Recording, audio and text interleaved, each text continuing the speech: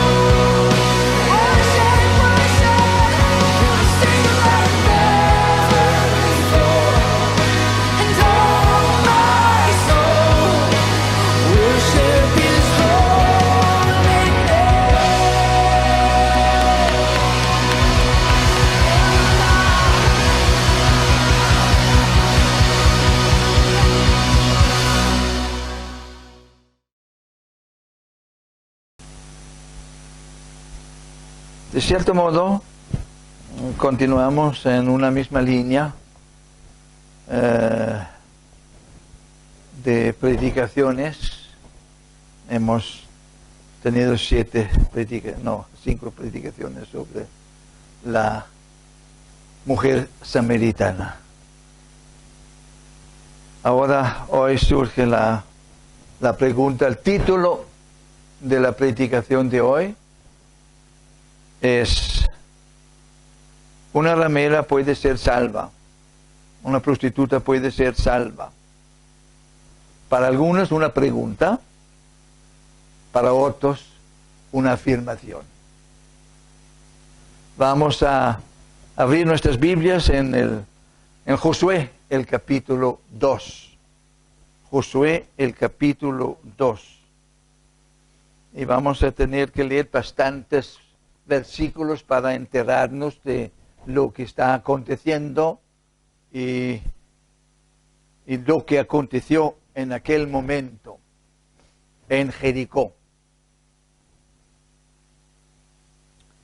Dice la palabra del Señor: Josué, hijo de Nun, envió desde Sitín 2 espías secretamente, diciéndoles: andad, reconoced la tierra y a Jericó.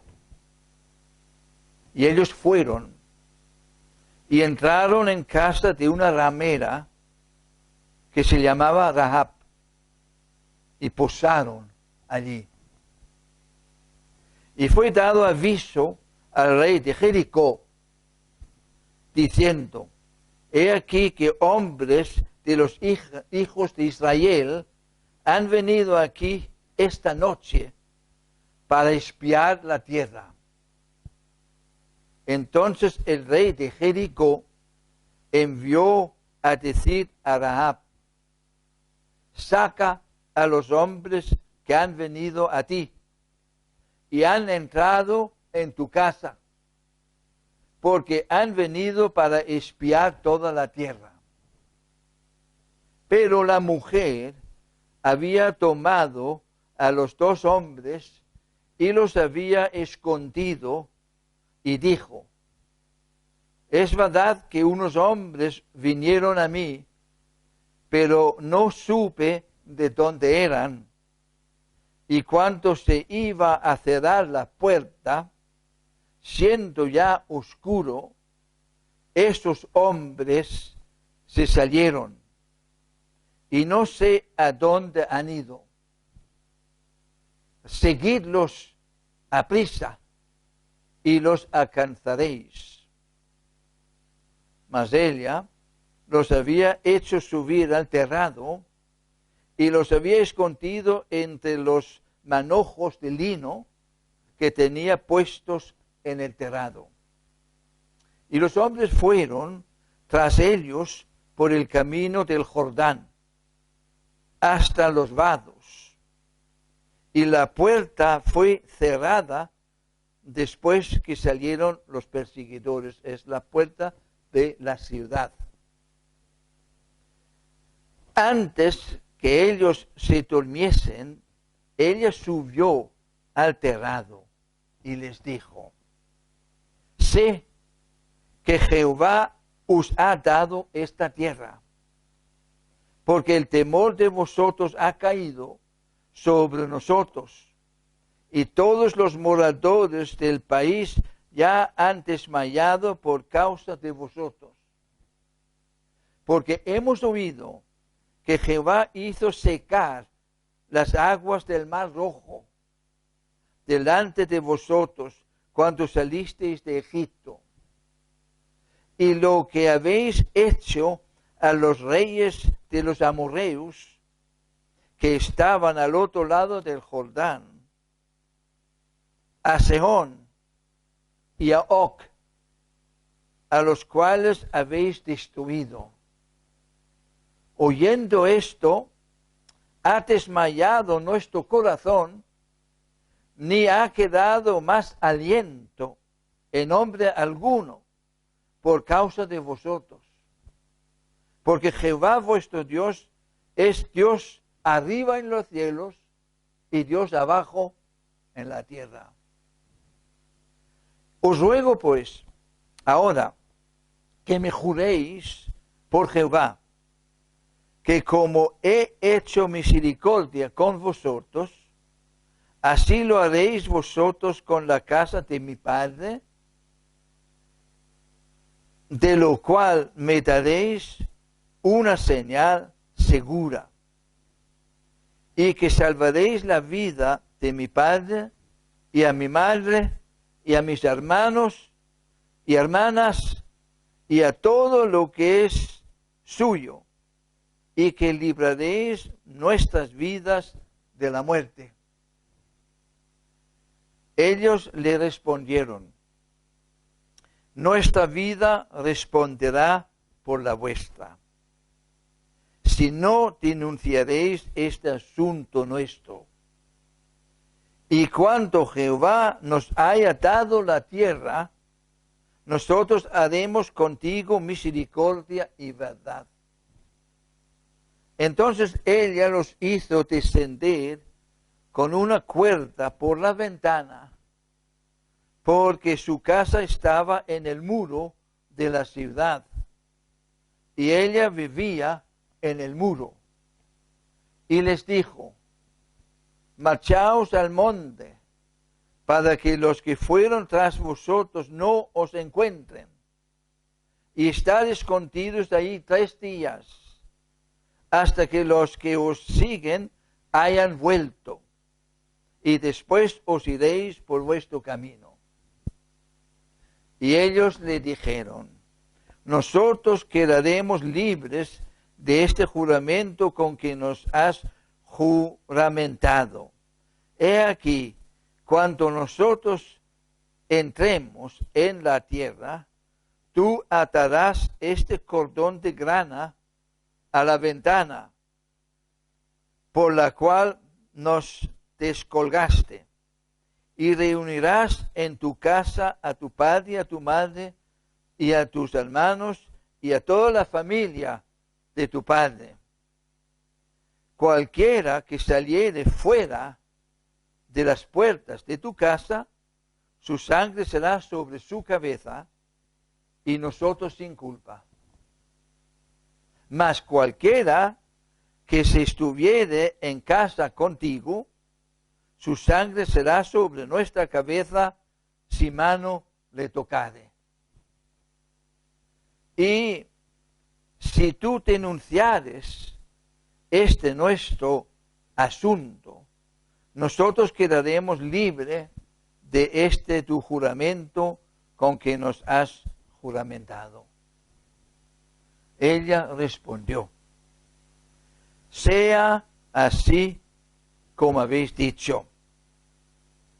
Luego los despidió y se fueron, y ella ató el cordón de grana a la ventana. El trasfondo histórico, que es muy grande, pero nosotros lo vamos a resumir en algo importante y central, es que cuando Dios llamó a Abraham para salir de Ur, dijo: salgas de Ur con tu casa y vas al norte, y yo te daré una tierra, te prometo una tierra.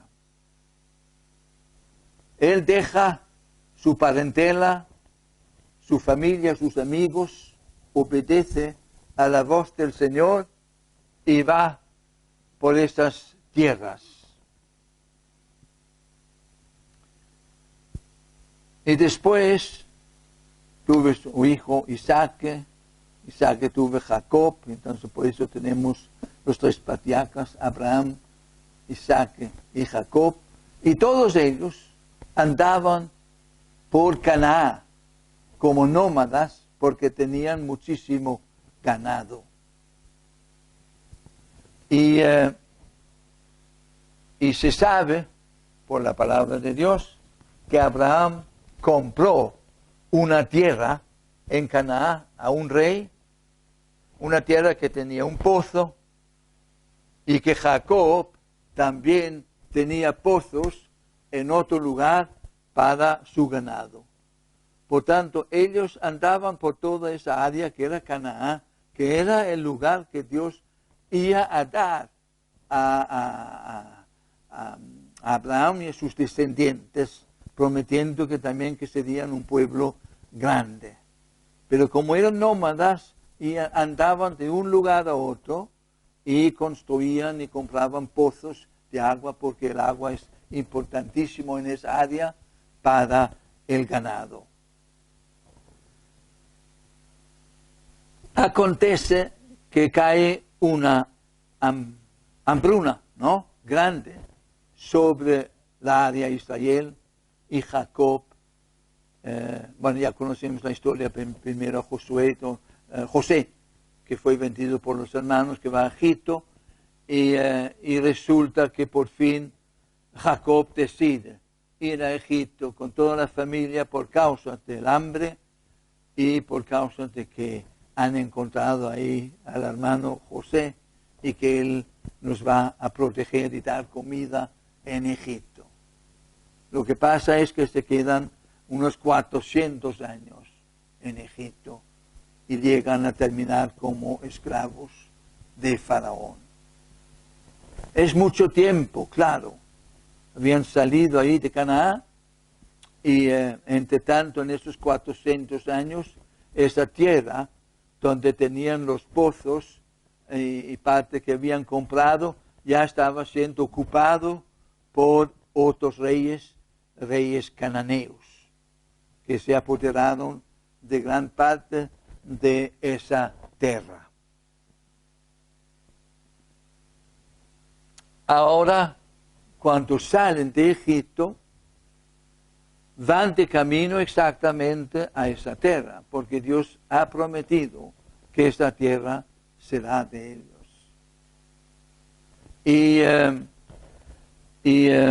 Moisés manda 2 espías a esta tierra para ver cómo está la situación. Y entre esos 2 espías está Josué, que ahora está liderando al pueblo para la entrada en esta tierra prometida y ha asediado a Jericó. Por tanto, Josué ha estado ahí antes y él ha mandado ahora 2 espías para dentro de Jericó para ver cómo está la situación y para ver qué tienen que hacer y cómo van a conquistar la ciudad.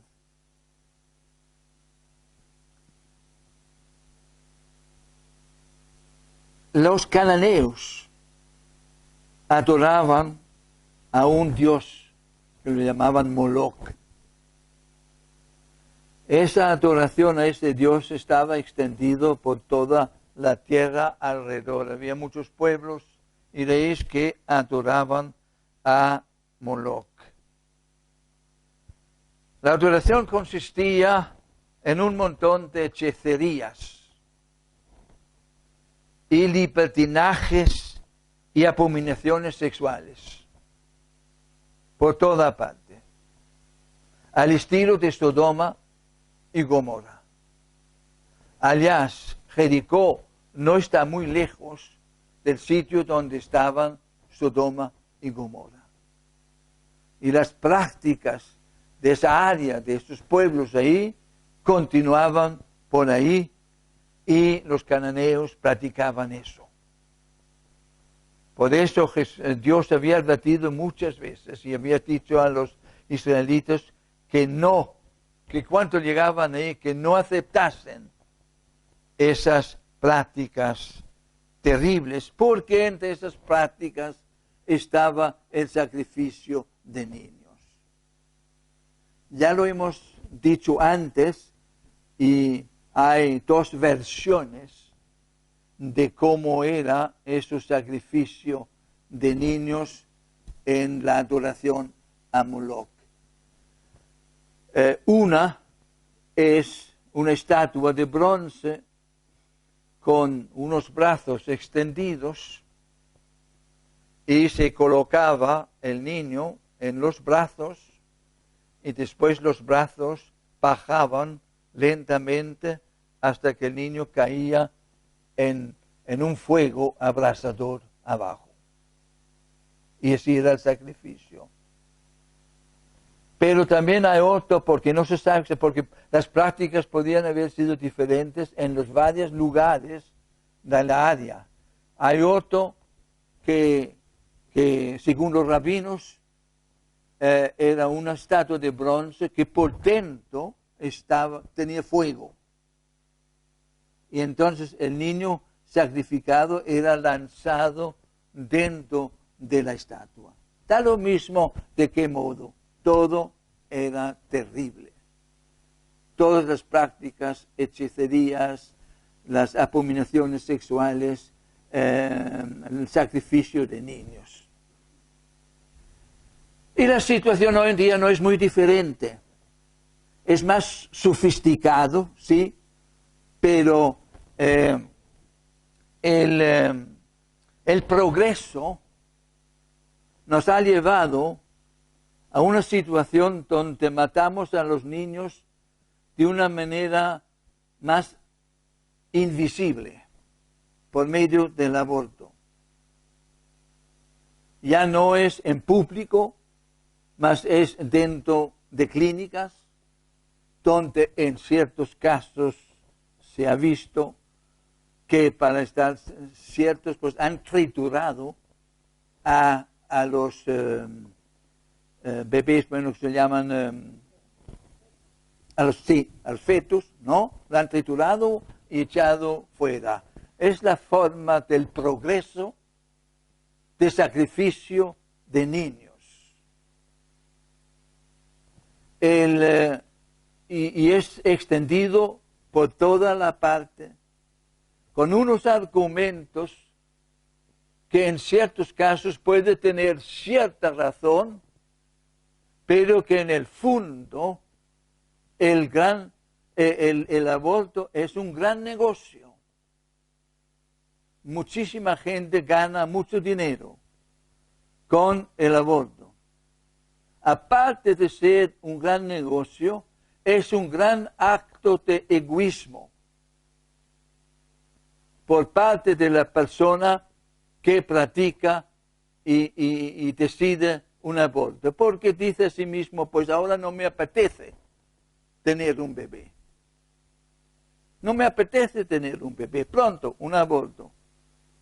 Ahora no me conviene tener un bebé porque mi situación económica no está muy buena. Un aborto. O soy muy joven, no quiero estropear mi juventud con un bebé. Yo quiero vivir y disfrutar de mi juventud. Entonces, ¿qué es esto todo? Egoísmo. Por egoísmo se mata y se sacrifica a los niños. En adoración también a Mamón, que es las riquezas, el dinero, la comunidad y todas estas cosas. Es la situación que tenemos hoy en día. Hay cosas para las cuales no tenemos explicación y que no entendemos. ¿Por qué escoge Dios a un pueblo para vía ese pueblo ilustrar al resto del mundo, de los pueblos, un montón de cosas? ¿Para qué lo hace? No lo entendemos, no lo sabemos. Pero escogió. Israel fue escogida. ¿Por qué existe el mal? No lo sabemos. Dios sabe, pero existe. Y lo tenemos que aceptar.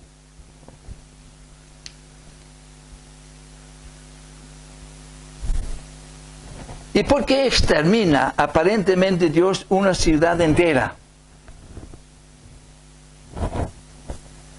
Tiene a ver con los genes, porque Jericó fue exterminada, toda la ciudad, los jóvenes y toda la ciudad.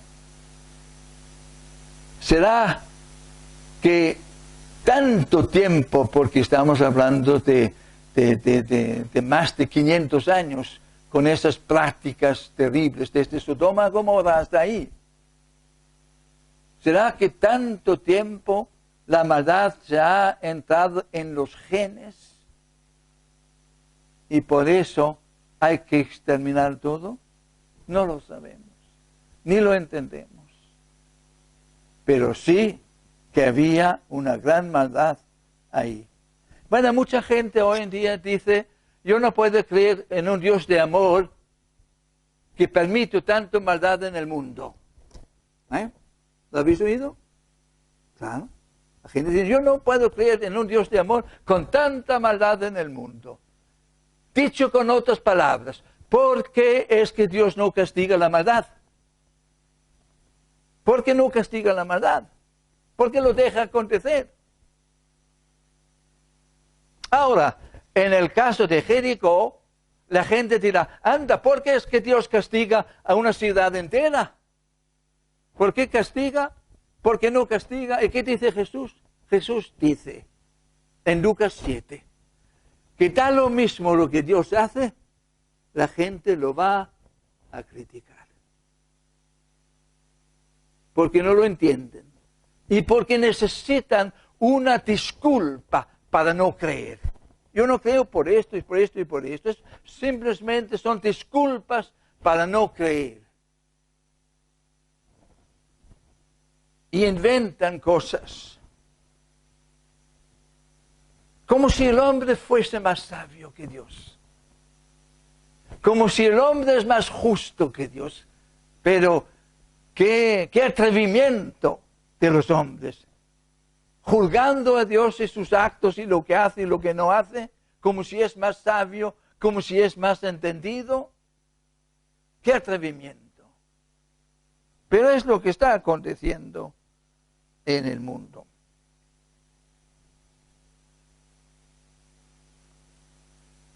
Mas ahora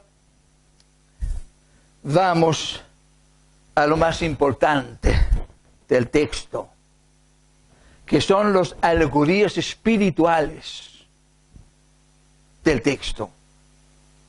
El mensaje de Dios para nosotros. En la carta a los Hebreos, la palabra de Dios explica que Rahab fue salva por la fe. Por tanto, en Hebreos explica que Rahab fue salva por la fe.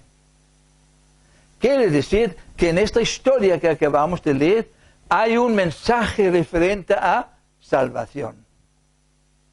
Ahora, Santiago en su carta dice que no solamente Rahab fue salva por la fe, sino por su obra, por lo que hizo. Explicando Santiago que la fe sin obras es muerta. Pero en los dos casos está Rahab metido como un ejemplo. Entonces, en lo que está aconteciendo hay un mensaje espiritual.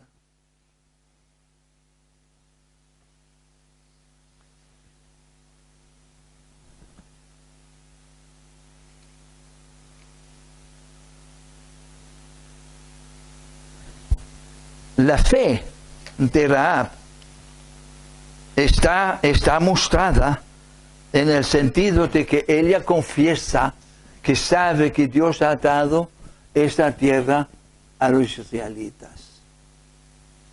La fe de Rahab es en el sentido de que ella ha oído hablar de las obras de Dios y ha visto que las obras de Dios para con Israel ha sido bueno. No solamente eso, pero con certeza conoce los 10 mandamientos, la ley de Moisés, y ha visto que es bueno. Ha comparado los actos de Dios, la ley de Dios, los 10 mandamientos, con lo que estaba pasando en su propia ciudad de Jericó, con todas esas abominaciones y sacrificios a niños y extravagancias sexuales. Y ha dicho a sí mismo, yo prefiero al Dios de Israel. Ha visto también que la mujer dentro de la ley de Moisés está protegida. Que Dios ama tanto al hombre como a la mujer. Ha visto que es bueno. Y tiene fe en que ese Dios vencerá. Ahí muestra ella su fe, pero lo muestra también con su obra, porque esconde a los espías dentro de su casa. No podía dejar de comparar esta situación con lo que hemos visto en tantas películas sobre la guerra, la Segunda Guerra Mundial y la persecución a los judíos por los nazis. Que personas de buena voluntad que esconden a un judío dentro de casa y los ayuda a huir. Hay miles y miles de casos de esa situación. Pero también que había pena de muerte por parte del Gestapo referente a esas personas que escondían a judíos y los ayudaban. Eran fusilados. Y la situación en Jericó no era muy diferente. Si los espías fuesen encontrados dentro de casa de Rahab, ella sería muerto, matando. Por tanto, corrió un riesgo muy grande en recibir a estos espías dentro de su casa, esconderlos y ayudarlos a huir, haciéndolos descender por la ventana de su casa que estaba en el muro.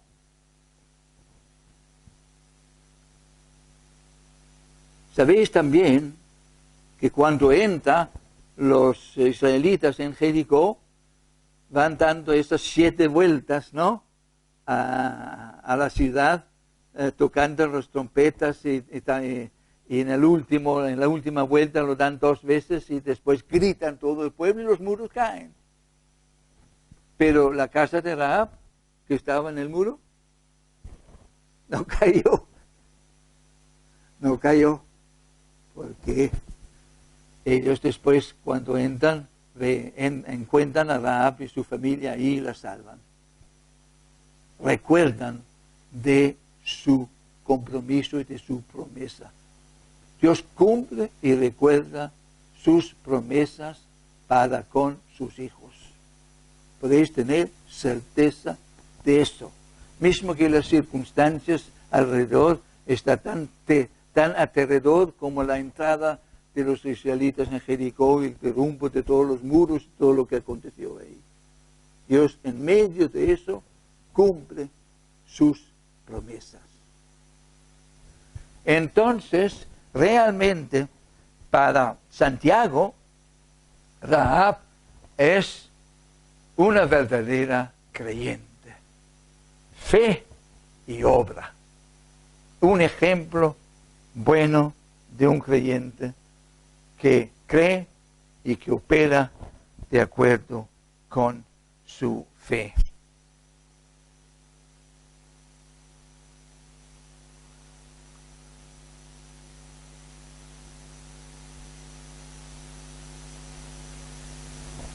Ella, en cuanto está ahí, revela la situación del pueblo a los espías. No necesitan ir a ningún otro lugar. ¿Por qué van los espías a casa de Elia? No dice la palabra de Dios, no dice por qué. Claro que ellos tenían sus razones. Es posible que era judía o que estaba casado con un judío. Y por eso conocía todas las cosas. Y por eso también, bueno, ya lo vimos más tarde, que 40 años antes, cuando Josué fue de espía a esta tierra y visitó la tierra, pues encontraron un familiar, o yo qué sé, no se sabe si de antemano tenían conocimiento de que ahí vivía una persona que les podía proteger. Eso por un lado. Por otro lado, para no levantar sospechas, ellos tal vez escogieron una casa de prostituta, de ramera, para entrar ahí, que para los de la ciudad sería lo más normal de todo. Por tanto, unos 2 extranjeros que entran a la ciudad, pues ¿dónde van? Pues van a la casa de la prostituta la primera noche y eso no levanta sospecha ninguna. Pero estaban ya con miedo en la ciudad. Y le hacen saber al rey de que han entrado y han notado que eran israelitas, no sé cómo, pero lo han notado. Y avisa. Y ahí, pues, ella los protege. Y informa que la ciudad está atemorizada. Están todos con miedo. Están todos, dice ella, sin aliento. Es lo que necesitaban los espías saber. Cómo estaba el ánimo del enemigo.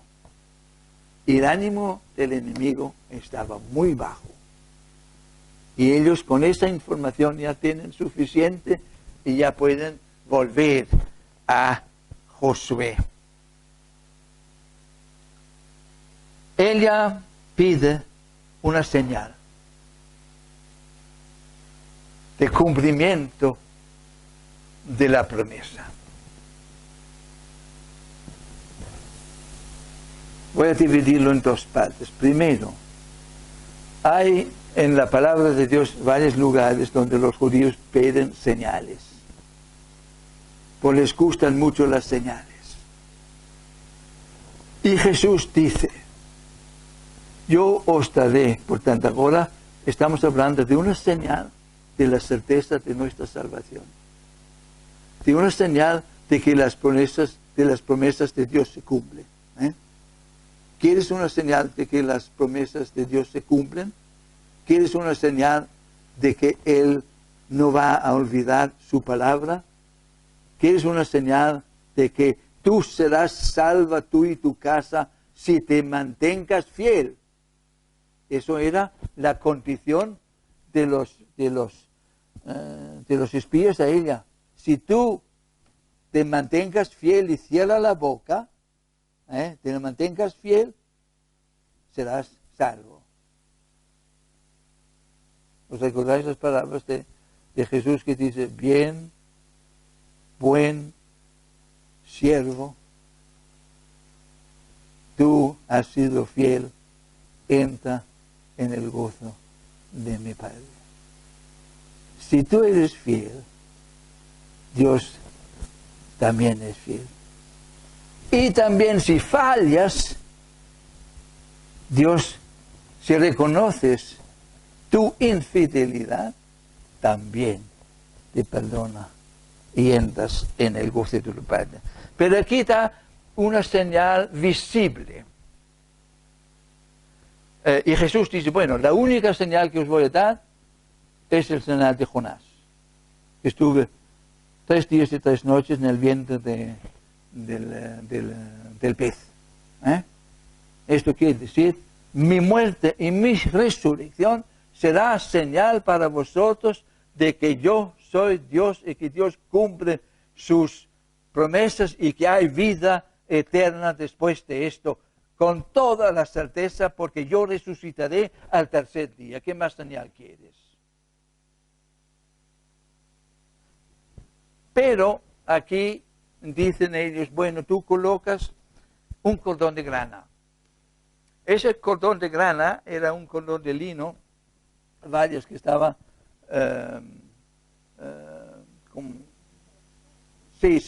¿no? Que no era solo uno, eran 2 o 3 o 4 y se hace un cordón, ¿no? Y estaba tintado en un líquido que daba un color carmesí, rojo. Eso se puede obtener, ya lo sabemos, por parte del Salmo 22, que hay un árbol donde hay unos vermes que cuando caen los cogen y los pisan y sale un líquido rojo. Pero hay otros insectos también, donde se puede sacar, machacándolos, sacar un líquido rojo. y eso se usaba para tintar la ropa, y de ahí tenemos la ropa carmesí. Entonces, ese cordón de grana tenía ese rojo machacado, pisado, exprimido, para dar color que simboliza la sangre de nuestro Señor Jesucristo. En otra ocasión, cuando los israelitas van a salir de Egipto, Dios dice, pues mata un cordero y tinta los postes y el dintel con la sangre de ese cordero, y donde está esa sangre puesto en el dintel y los postes, el ángel de la muerte pasa, que es Pascua, pasa. Y la muerte no os tocará.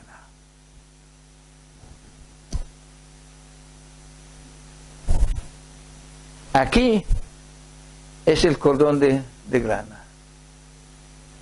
Para nosotros, el símbolo visible que nosotros tenemos es cuando celebramos la cena del Señor y bebemos de la copa de un zumo que ha sido extraído porque ha sido pisado y machacado la uva para sacar ese color tinto de la uva, el cual nosotros utilizamos para simbolizar la sangre de Jesús. Por tanto, el símbolo visible que Dios nos ha dado y que nos ha dicho para hacer en memoria de Él es la participación en la cena del Señor. Pero no es exactamente la propia participación, no. Tú tienes que creer, tienes que tener fe, lo tienes que hacer con fe y con fidelidad. Y así es una promesa de tu salvación y de que Dios cumple sus promesas. Porque la misericordia de Dios es grande. Y vemos la misericordia de Dios para con Rahab. Rahab hace parte de la genealogía de Jesús. Los antepasados, los antecedentes de Jesús, ahí está Rahab. Casado, que después viene Boaz y otros ahí, que decir, ella está en la genealogía. Y no le molesta a Jesús tener una ramera en su árbol de, ¿cómo se dice? Genealógico, ¿no? No le molesta. Tampoco no le molestó a Jesús que cuando estaba cenando en la casa de un escriba, ¿no? Entró una mujer, se postó delante de él y enjugó sus pies con sus cabellos mojados con sus lágrimas y le ungió sus pies. Y el levita que estaba sentado ahí pensó dentro de sí, si Jesús es profeta, debe saber qué clase de mujer es esa, porque era una pecadora, era una ramera. Y el levita dice, Jesús debe saber qué clase de persona es esa. ¿Le importó a Jesús? No le importó a Jesús, no. Porque hay clases de personas y solo hay dos clases de personas. Hay la clase de personas que orgullosamente desafían a Dios, negando a aceptar sus leyes y provocativamente mostrarlo delante de todos. No aceptando ninguna ley moral, ninguna otra ley por parte, ni la existencia de Dios, ni la palabra de Dios, no lo aceptan y lo demuestran públicamente y con orgullo. Esa clase de personas. Y hay otra clase que en silencio no dicen nada, no hacen, lo aceptan, concuerdan. Hay esa clase de personas que sí, que Dios no existe. La moral no es necesaria. La palabra de Dios no tiene valor. Hay esta clase de personas. Y hay otra clase de personas que humildemente se acercan a Él y dicen, yo quiero ser mejor. Yo no soy como debo ser. Yo necesito tu perdón. Yo quiero ser una buena persona de acuerdo con tu ley y tu amor. Hay esas dos clases de personas. ¿A qué clase perteneces tú? Amén.